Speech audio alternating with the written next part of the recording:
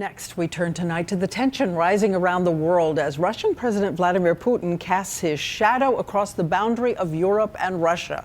Tonight, his troops are holding firm in a corner of Ukraine known as Crimea. So will he push any further, and has the U.S. and its allies decided to push back?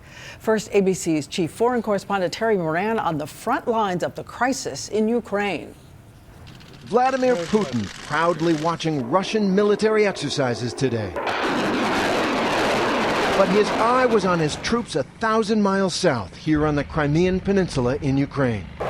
His Air Force controls the skies. His Army controls the roads, borders, and military bases. And his Navy controls the ports and seas surrounding this peninsula. Putin rules in Crimea now, and here is why he did it.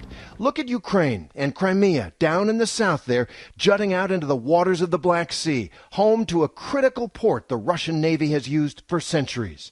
So Putin, claiming he is defending ethnic Russians in Crimea, has seized and cut off the entire peninsula. Today, President Obama reacted to Putin's moves with scorn. Russia's on the wrong side of history on this. We are examining a whole series of steps, economic, diplomatic, that will isolate Russia. The fear tonight that the Ukrainian military or people will try and stop him, touching off a bloody war. It's why Secretary of State Kerry is racing to the region, making sure they hold their fire.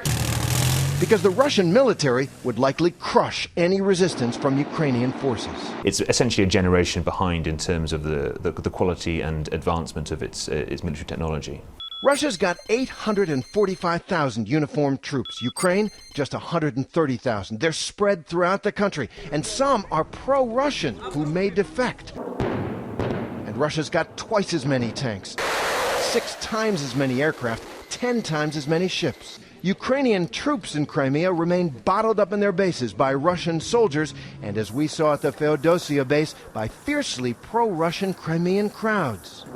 They stopped us from talking to the trapped Ukrainian Marines inside the base, and they angrily forced us to turn back, providing a jeering escort all the way.